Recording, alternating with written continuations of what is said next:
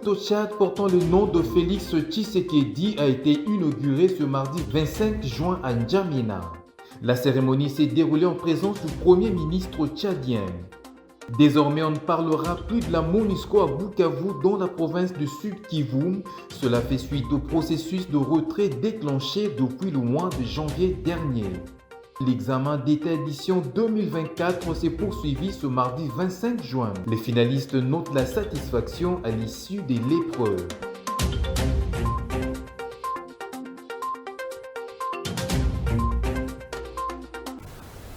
Un nouveau journal Vespéral sur votre télévision, mesdames, messieurs. Bonsoir et bienvenue. Pour commencer, Félix Antoine Tshisekedi Tshilombo, c'est le nom d'une route au cœur de N'Djamena, capitale du Tchad, inaugurée ce mardi 25 juin par le président congolais Félix Tshisekedi. La cérémonie s'est déroulée en présence du premier ministre tchadien et du maire de la ville, à la grande satisfaction du président congolais. Regardez. Cette artère d'une longueur de 1,6 km est désormais appelée Félix-Antoine Tshisekedi Tshilombo. C'est un signe de reconnaissance du peuple tchadien pour honorer l'implication du chef de l'État congolais, facilitateur de la communauté économique des États de l'Afrique centrale, la CEAC, et ce, dans le cadre de la résolution pacifique de la crise politique qui sévit au Tchad. L'homme du jour, le président Félix-Antoine Tshisekedi, a exprimé sa satisfaction quant à cet acte du peuple tchadien. C'est un grand honneur d'assister de son vivant à l'inauguration d'une avenue qui porte son nom. Je remercie le Seigneur pour cette chance et souligne que cela montre la grandeur de liens fraternels qui unissent les peuples du Tchad et de la RDC. Arrivé depuis le lundi soir à N'Djamena, le président Félix-Antoine Tshisekedi a aussitôt entamé une visite axée sur le renforcement de liens d'amitié et de coopération entre la RDC et le Tchad. Et bien avant cette cérémonie, le président Tshisekedi a, dans la soirée du lundi 24 juin 2024, élevé à la dignité des grands rois de l'ordre national du Tchad. Cérémonie organisée lors d'un dîner d'État lui offert par son homologue tchadien Idriss Déby au palais présidentiel. Ceci en guise de reconnaissance pour son implication dans la situation politique qui prévaut au Tchad pour le retour de la paix. Emeline Kambidio. C'est une décoration classée dans le plus haut rang dans l'échelle des distinctions honorifiques des ordres nationaux au Tchad. Il est donc possible de trouver des solutions africaines aux problèmes africains, a dit le président Idriss Déby dans son discours. Le président Félix Tshisekedi a été l'un de ceux qui ont eu une compréhension lucide de la situation, avec pour seule intention d'aider le Tchad à se relever.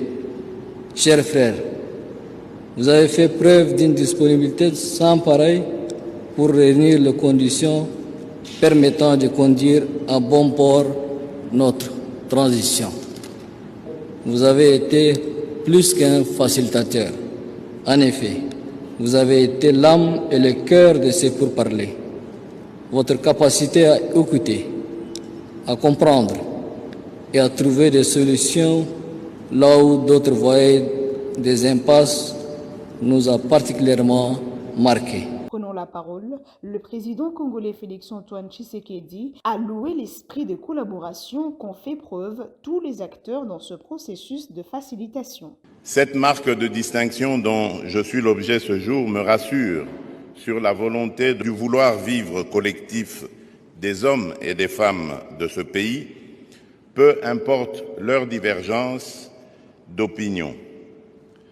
Elle incarne aussi l'engagement de la communauté économique des États d'Afrique centrale, la CEAC en sigle, à œuvrer sans relâche pour le bien-être de nos peuples et la prospérité de notre région.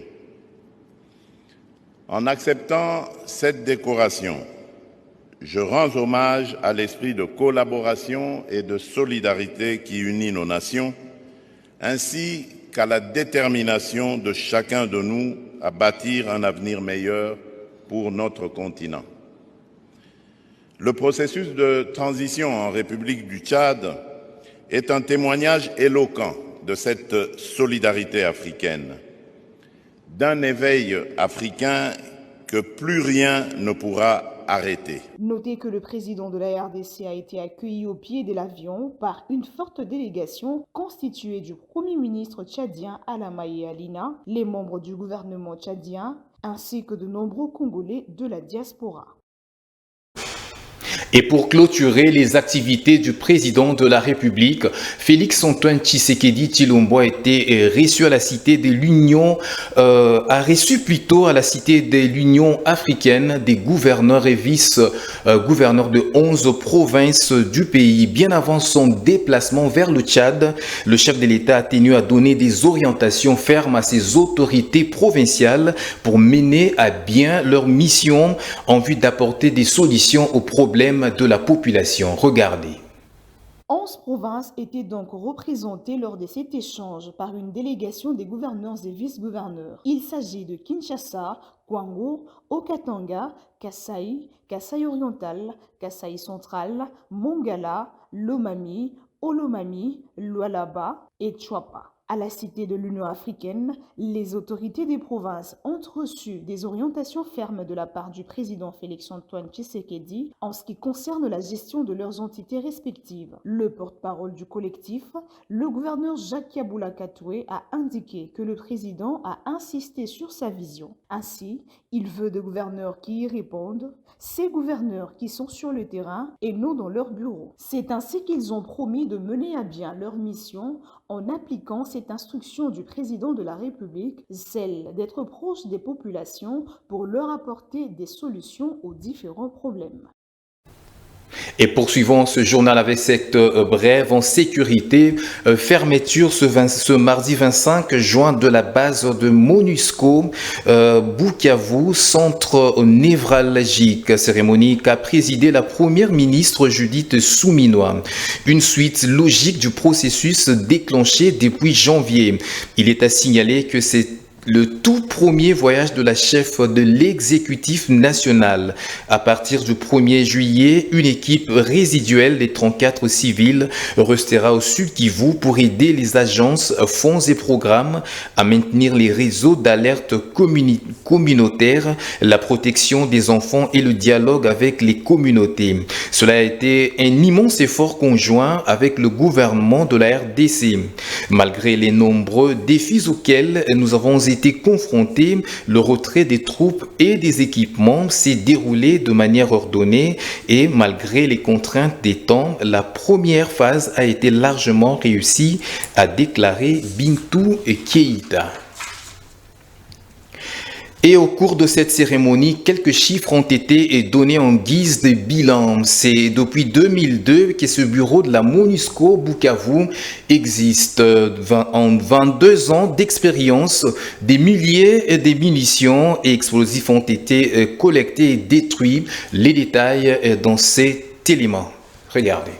C'est depuis 2002 que la MONUSCO a été active au Sud Kivu. Durant 22 ans d'expérience, l'on compte près de 3 millions de personnes qui ont bénéficié d'une protection physique directe. Quant à la démobilisation, les chiffres sont estimés à plus de 4600 combattants et enfants associés à des groupes armés. 44 000 munitions et explosifs ont été collectés et détruits par la mission. Elle a également aidé à transporter 30 000 kg de matériel pour l'organisation du scrutin l'année dernière. La RVA et les FARDC ont pu bénéficier de 10 millions de dollars américains à Kavumu. La MONUSCO a dans cette optique transmis un aéroport et une base à Rutamba et Uvira d'une valeur de 1,5 million de dollars américains. Notez, dans le cadre du plan de désengagement progressif entériné par une résolution du Conseil de sécurité du 19 décembre, cette bases sont déjà fermées ou transférées aux autorités nationales. Il s'agit de Baraka, Bukavu, Bunyakiri, Kamanyola, Kavumu, Rutemba et Sange. Et toujours en sécurité, 40 000 soldats RDF seraient déployés autour de la province du Nord Kivu en renforcement des éléments du M23. C'est ce que renseigne un rapport de l'ONU sous examen au Conseil de sécurité des Nations Unies. Ces derniers seraient sous leur contrôle quelques routes menant vers Goma avec des armes de haute technologie, indique un média canadien, Global and Melt. Suivez.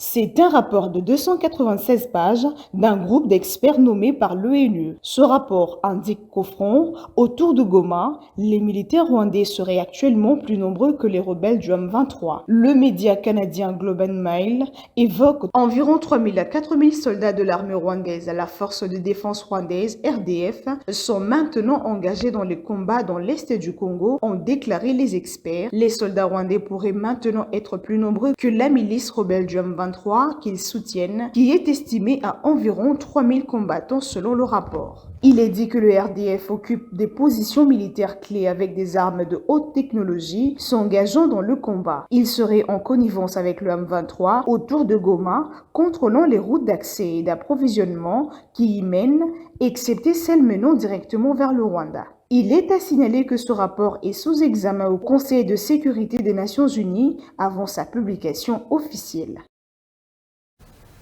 Et parlons justice à présent. Poursuite du procès de la tentative du coup d'État du 19 mai dernier. Le tribunal militaire de garnison de Kinshasa, Gombe, a rejeté la demande de mise en liberté provisoire sollicitée par les prévenus. Le tribunal a par la même occasion ordonné la poursuite de l'instruction de l'affaire. C'était à l'audience de ce mardi 25 juin 2024 tenue à la prison militaire de Ndolo. Je vous propose de suivre les propos du président de la Chambre. Le tribunal dit irrecevable les moyens tirés de la mauvaise direction. Je demande d'ordonner la restitution des objets non saisis et de la libération des meubles situés au numéro 19 de la rue au Congo, quartier du Poussa, dans la commune de Galioma, dit, quant au déclenchement des compétences recevables, quant à la forme et non fondée à l'égard de tous les produits, dit recevable quant à la forme, le moyen tiré du régime de procès verbaux pressés à la phase juridictionnelle, le déclare non fondé, excepté le procès verbaux d'audition du prévenu Mondo Marine Jean-Jacques pour lequel les déclarations seront exploitées à titre de renseignement par les tribunaux.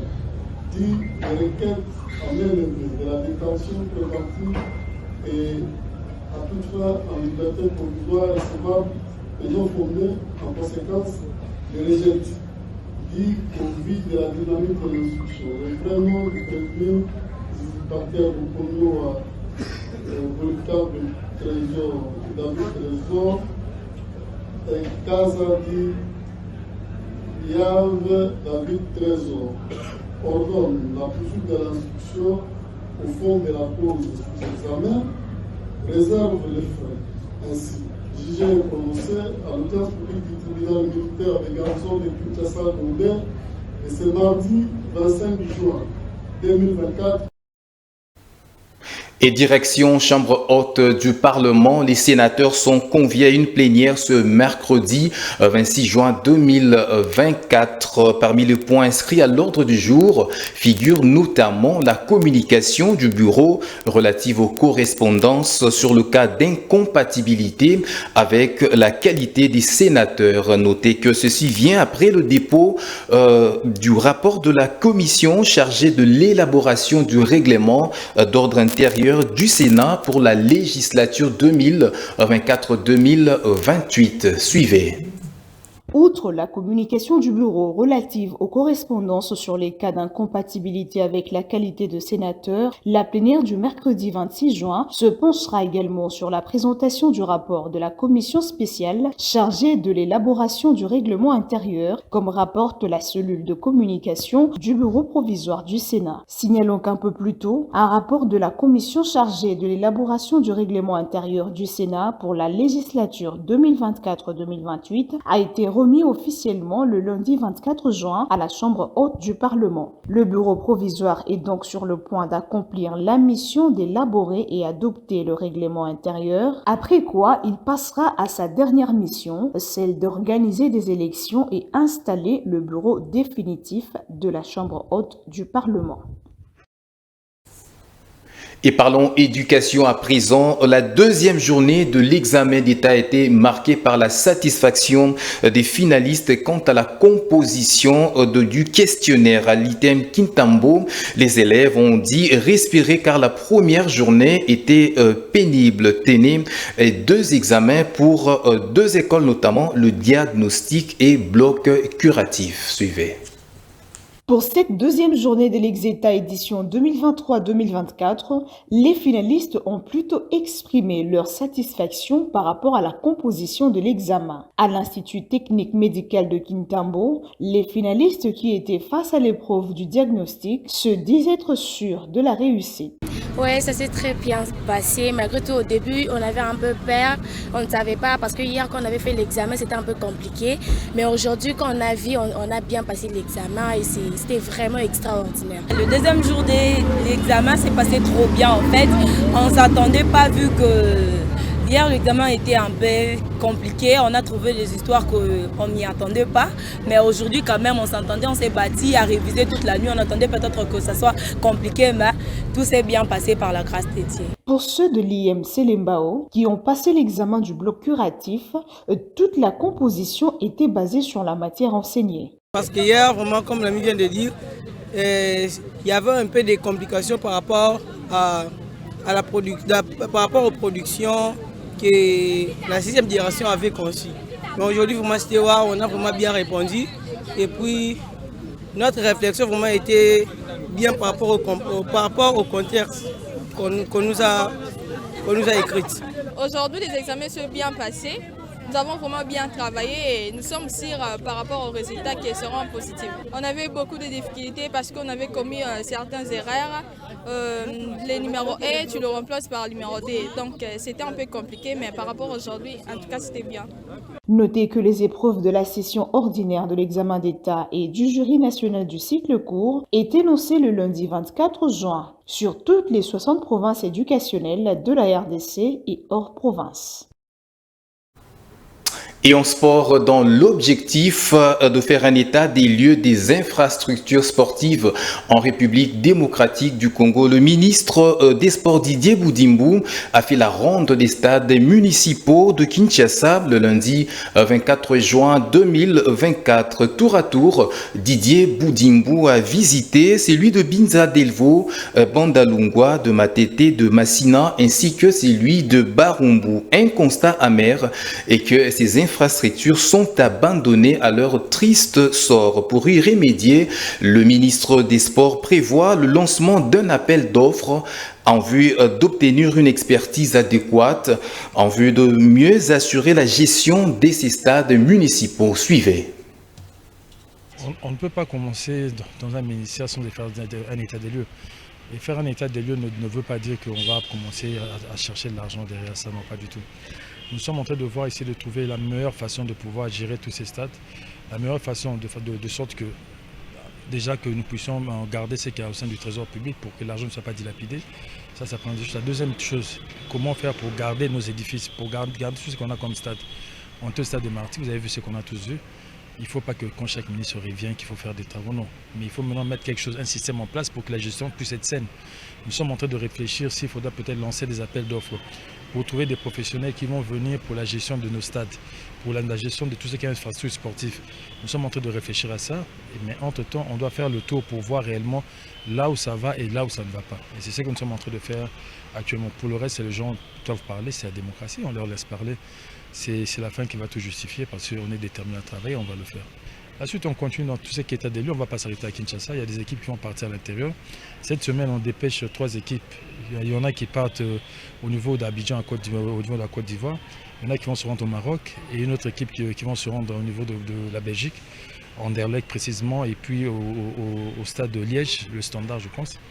Ces équipes doivent se rendre sur place pour essayer un peu de voir comment ça se gère de l'autre côté. Comment ils font pour maintenir tout ce qu'ils ont comme infrastructure. Ils vont nous ramener, parce qu'ils ont une mission que d'une semaine, ils vont revenir avec le rapport et en fonction de ça, on va essayer de s'adapter, d'essayer de tirer profit de l'expérience des autres pour pouvoir le rendre ici. Je pense qu'on est tous capables de le faire. Quand ce sont des Congolais qui construisent ça, il y a moyen que les Congolais puissent aussi continuer à gérer. Donc c'est ce qu'on va essayer de faire tout en ayant. On va prendre le modèle là où ça a marché pour essayer de mettre ça en place ici au Congo. Et pour terminer ce journal, toujours en sport, clôture de l'atelier sur les révisitations des règlements généraux du football congolais. Toutes les branches des tests qui régissent le football en République démocratique du Congo ont été passées en revue dans le but de les conformer aux exigences de la Confédération africaine de football et de la Fédération internationale de football association Shadrack Tenta. Pendant 4 jours, les têtes pensantes du football congolais se sont réunies pour révisiter les règlements qui régissent le football en République démocratique du Congo. Cet atelier avait pour objectif la conformité des règlements généraux sportifs du football congolais aux exigences du football moderne. Cela montre l'importance que vous accordez non seulement au football, mais à la façon dont vous voulez que le football se développe dans notre pays. Et nous pensons que ce geste que vous avez fait en vous mobilisant durant une semaine, de vous enfermer ici pour remettre à jour les règlements généraux sportifs, montre que vous voulez vraiment accompagner le CONOR pour qu'on remette notre football sur le rail. Même son de cloche de la part du secrétaire général qui a signalé tout de même qu'aucune branche du football congolais n'a été ignorée. Nous avons mis l'ensemble de nos textes au même diapason que les textes de la FIFA et de la CAF. Dans les RGS, on a enlevé tout ce qui paraissait anachronique et dépassé. Nous avons mis nos textes au même niveau que ce qu'exigent la FIFA et la CAF. La satisfaction pouvait également se lire dans les chefs de représentants de clubs présents à cet atelier. Dorénavant, on a beaucoup plus accentué sur ces sujets.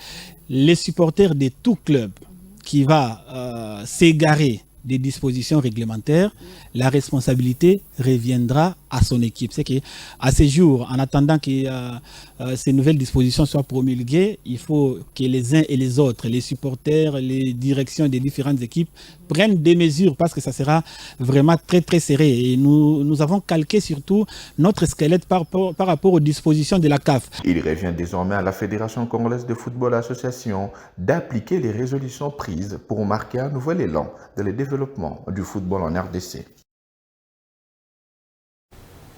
Et voilà qui met fin à ce journal. On vous rappelle les grands titres.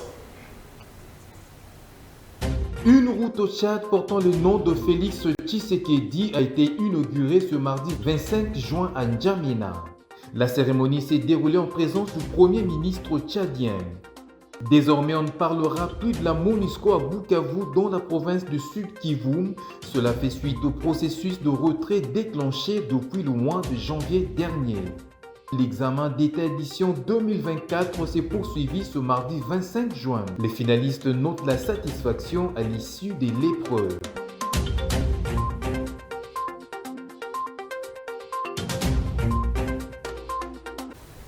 Ce journal est complètement terminé. Mesdames, Messieurs, merci de l'avoir suivi et bonne suite des programmes sur votre télévision. Au revoir.